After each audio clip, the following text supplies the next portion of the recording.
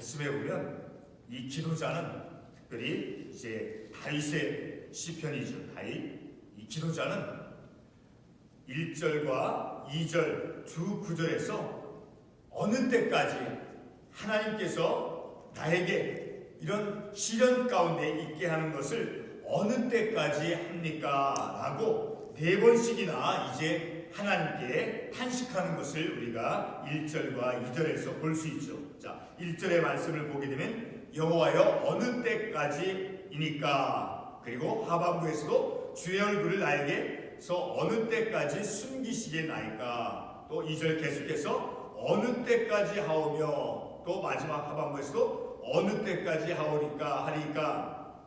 이렇게 이 기도자는 다윗은 그 자신의 고통스러운 시련 가운데서 그 절망적인 자신의 삶의 상황에 놓여져 있음을 우리가 이 두 구절의 말씀을 통해서 알 수 있죠. 어느 때까지니까 또 1절과 2절에서 4번씩이나 그 절망적인 상황 속에 있는 것임을 우리가 말씀을 통해서 알 수 있죠. 자, 우리들의 삶은 누구에게나 오늘 이 땅에서 우리가 삶을 살아가는 모두에게는 다 시련이 있기 마련이죠. 근데 중요한 것은 우리의 삶 속에서 내가 시련 가운데 있다 할지라도 그 시련을 어떻게 이겨내가며, 그리고 그 시련 가운데 우리가 누구를 의지하면서 그 시련을 이겨내느냐 하는 것이 우리에게 중요한 것이죠. 오늘 이 본문의 시련 가운데 있는 이 기도자는 비록 자신의 삶의 상황이 절망적인 삶의 상황에 있다 할지라도, 그리고 특별히 3절과 4절 말씀에서 보면 이제 자신의 두려워하는 그런 삶의 모습에 있다는 것을 우리가 3절과 4절에서 알 수 있죠. 우리 3절 하반부에 보면 나의 눈을 밝히소서 두렵건대 내가 사망의 잠을 잘까 하오며, 그런 시련 가운데 자신이 영적으로 그리고 사망의 잠을 잘까, 그러니까 죽음의 두려움과 공포 속에 있음을 또한 알 수 있죠. 또 4절 말씀에서도 두렵건대 나의 원수가 이르기를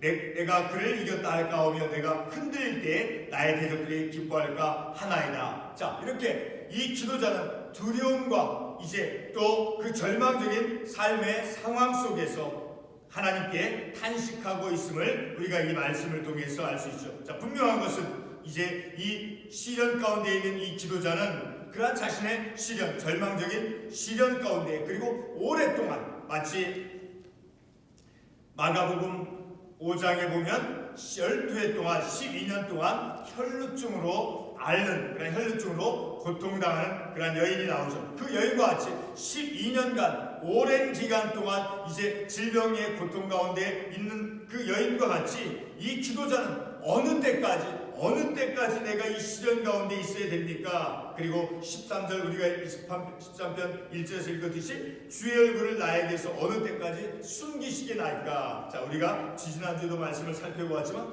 하나님의 얼굴이 자신을 향하는 것은 바로 하나님의 사랑과 하나님의 은혜가 임하는 것임을, 하나님의 얼굴은 주님의 사랑과 하나님의 그 사랑과 은혜를 상징하는 것이라고 우리가 말씀을 통해서 깨달았죠. 이렇게 이 기도자는 하나님의 은혜와 하나님의 사랑이 자기에게서부터 멀리 있음을 이제 절망 가운데 탄식하고 있다는 것을 알 수 있죠. 자, 이렇게 오랜 시간 동안 어느 때까지 나를 하나님께서 잊고 계십니까? 그리고 어느 때까지 하나님께서 나에게 하나님의 그 은혜와 사랑을 베풀지 아니합니까? 어느 때까지 하나님께서 숨기시겠습니까? 라고 탄식하고 있죠. 그리고 자신의 영혼이 번민 가운데 있고, 그리고 종일토록 마음에 근심하는 것이 어느 때까지 내가 도대체 언제까지 이런 근심과 번민 가운데서 내가 삶을 살아가야 됩니까? 라고 하나님께 탄식하며, 그리고 자신의 삶이 이제 두려움 가운데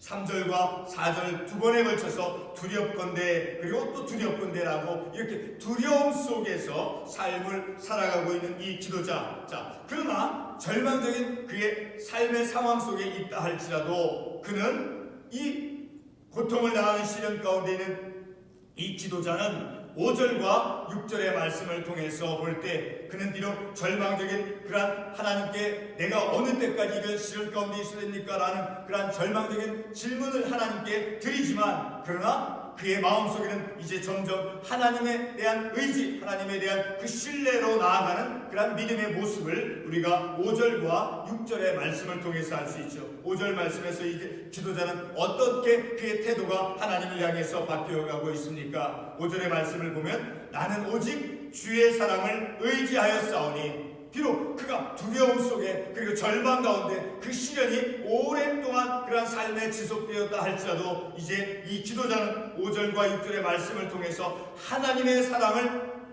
의지하는 이런 삶으로 나아가고 있음을 우리가 이 말씀을 통해서 알 수 있죠. 그리고 계속해서 그는 주의 구원을 기뻐하리다. 비록 그가 시련 가운데서 절망 가운데 있다 할지라도 하나님의 사랑을 의지하며 그리고 하나님의 구원을 기뻐한다라고 이제 고백하고 있죠. 마지막 6절의 말씀을 통해서도 보게 되면 내가 여호와를 찬송하리니 비록 그가 오랜 동안 그런 시련 가운데 있었다 할지라도 하나님의 사랑을 의지하며 그리고 그는 하나님의 구원을 기뻐하며 그리고 그런 자신을 이제 구원하시는 그 하나님을 찬송하는 삶으로 나아가고 있음을 우리가 이 말씀을 통해서 알 수 있죠. 그리고 마지막 6절 하반부에서 내가 하나님을 찬송하는 것은 이 기도자가 6절 말씀에서 이는 주께서 내게 은덕을 베푸시로다. 하나님께서 내게 비록 절망의 이런 시련 가운데 있다 할지라도 하나님께서 은혜를 베풀어 주심으로 말미암아 내가 하나님의 구원하심을 그리고 하나님의 사랑을 찬송한다라고 이 기도자는 고백하고 있다라는 것을 우리가 말씀을 통해서